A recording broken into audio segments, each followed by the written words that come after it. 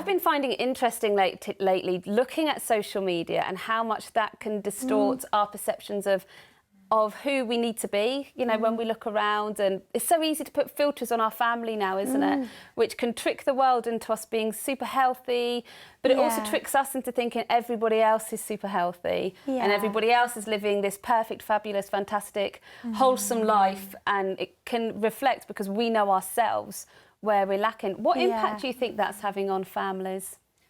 Massive impact, and particularly I think on mums, actually. And I know I'm speaking from experience here as well, this idea that the world expects, and we expect ourselves to be, we're expected to have a successful career, we're expected to have a beautiful home, we're expected to be able to bake an amazing cake at the drop of a hat. We're expected to do all of those. And we're expected to be healthy and look a certain way.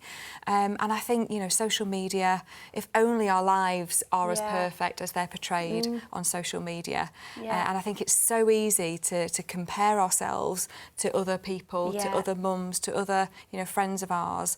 And like you say, you can see another person's life and think, wow, you know, it almost highlights the inadequacies that you feel about yourself, and it can be quite damaging, I think. It's this elusive Proverbs 31 woman. You know, the story in Proverbs at the end where there's this story that's told of this amazing woman. Oh gosh, she bakes, she brings things from afar, she's the perfect Pinterest queen, she finds all the best bargains, you know, and it's this perfect model of a woman. Well, she's not a real person. She's a collective of all the qualities that make women good, that make woman good, that make that gift that woman is to. I mean, woman's job is to be a helper, to be a, you know, to create, to be a pet, to nurture. So she is all of those things, but that's because as a collective, we are all of those things. But she's elusive if you try and get to be her yourself. Would you say at the beginning, when social media was, you know, not as common as it is now, non-existent when I first started parenting, would you say that the pressure is more, or that the pressure is just from a different source? It's different. The pressure's the same. In fact,